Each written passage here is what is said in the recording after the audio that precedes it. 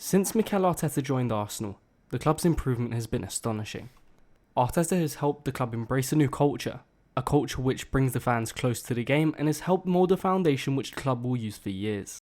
Their performances on the pitch have improved massively, with the club phasing out their old fringe players in return for young players with some of the biggest potentials in world football.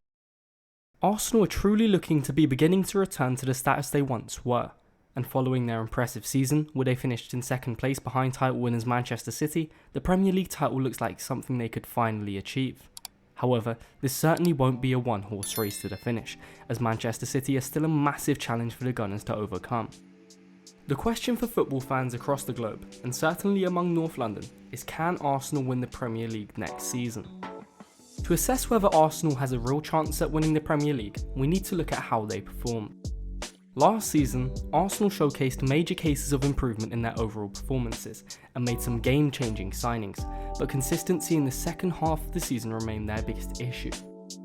While their finishing position was good, we need to remember that Arsenal were 8 points clear of Manchester City at one stage, and their fall-off in the second half of the season was detrimental to their failure to secure the Premier League title. But can they build on that this season and prevent these issues from happening once again? The main issue for Mikel Arteta's Arsenal last season was the lack of good quality depth in their squad.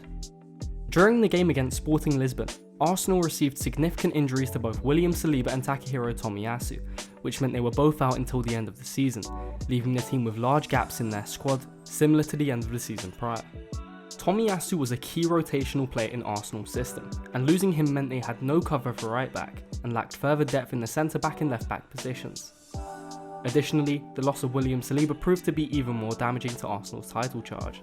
Saliba is one of the best defenders in world football, and to lose him and replace him with players which aren't the quality required to win the Premier League meant that Arsenal were fighting above their weight and lacked key qualities which led to them eventually falling behind Manchester City.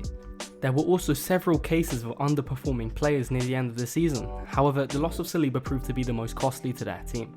And while there would still be question whether Arsenal would go on to win the league, this injury along with the fact that Manchester City seemed unstoppable were the ultimate reasons why Arsenal finished 5 points behind them. For any team in world football, a successful title challenge heavily depends on the strength of the squad. In the transfer window so far, Arsenal have made 3 significant signings in the hope of preventing the circumstances which took place near the end of last season.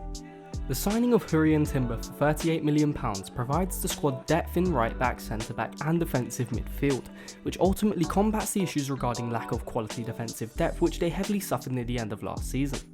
His ability to play as an inverted fullback also allows Jurrien Timber to play a more suitable role, which therefore should provide him with more game time over the next season. The signing of Kai Havertz for £65 million also provides the squad depth in several positions in both the midfield and forward line, and while his fee is criticised by the majority, his versatility could prove to be beneficial should the team face any significant injuries. Finally, the key signing of Declan Rice for £105 million provides the team with a player of world-class quality, who can play as both a defensive and box-to-box midfielder. But it also fills the gap left by Granit Xhaka's departure, and allows the team to replace an old player with one which is only 24 years old, therefore ensuring that he can play a crucial role in their midfield for the future, meaning that they won't need to replace him anytime soon.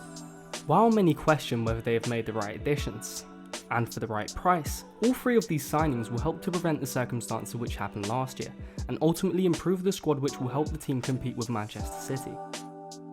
Arteta's tactical approach and strategies play a crucial role in Arsenal's success. Arteta's preferred formation is a 4-3-3, which significantly changes when in possession during the game. When in possession, Arsenal structure in a 2-3-5 formation, one where Gabriel and Saliba operate as the 2 centre-backs with Zinchenko and Ben White pushing up the pitch to support Thomas Partey, and with the additions of Jurrien Timber and Declan Rice, we can expect the team to rotate far more often.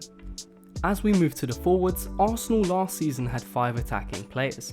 However, with Granit Xhaka leaving the club, this gap has been left and several players could fill it, but from the way Arteta has been acting, we can assume Havertz will take that position for the time being. This is structured with a high defensive line to support the midfield, and the fact that several players can interchange their positions leads to extremely fluent and organised football. This tactic remains a pivotal reason why Arsenal could compete with the best teams in the Premier League. And while there have been slight issues regarding the style of play, these have been gradually worked on both in training sessions and by implementing new players from the market to fix these. Obviously, Arsenal isn't the only team aiming for the Premier League title next season. While Manchester City pose the biggest challenge to Arsenal winning the Premier League, we can't ignore teams like Manchester United and even potentially Newcastle. While teams such as Liverpool and Chelsea have been strengthening their squads, they still require several key changes in their teams to help them compete at the highest levels again. Ultimately next season, we can expect the title race to be different between Arsenal and Manchester City. As while Arsenal have been strengthening their team in several positions, it's impossible to ignore that Manchester City have let players who were important last season leave the club, with Gundogan and Mahrez key examples, and while City still have players which can come in and directly replace them, such as Kovacic and Alvarez, they still need to make signings in order to fill the gaps in the squad's overall depth. Obviously, the main issue for any team facing City next season is the threat of Erling Haaland, the best striker on the planet who scored a record-breaking 36 goals in the Premier League last season, and the fact he's only 23 years old means that he could keep this level of goal scoring up for the next decade. Keeping Erling Haaland quiet would be crucial for any team challenging for a title against City next season. Football is more than just a game. It's an emotional experience driven by fan support. Since the beginning of last season, the Emirates Stadium has been rocking back and forth with noise from the first whistle to last. The fans seem connected more than ever to help their players achieve greatness at the end of each and every season, and the work done by these supporters cannot be overlooked. The implementation of the Ashburton Army provides the Emirates with a new method of cheering on their team. With the use of tifos, banners and drums, they've managed to create their own brand of ultras, which represent the club with everything they have. While Arsenal have improved their squad and look to be one of the favourites for silverware next season, they need to ensure that they can prevent injuries and remain consistent to ensure they can lift silverware at the end of the season. Manchester City are one of the best clubs in Europe, and there is no doubt that Arsenal have a massive challenge ahead of themselves. But nothing is impossible, and like they proved last season, Arsenal can compete with the best, and with one of the youngest squads in the Premier League, they can continue to do this for the future to come.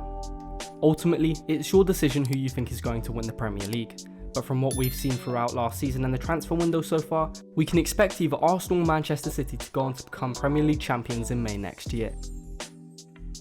What do you think, football fans? Can Arsenal break their Premier League drought this season? Share your thoughts and predictions in the comments below. Remember to like this video, subscribe to the channel and stay tuned for more exciting football content. Till next time, take care and keep supporting the beautiful game.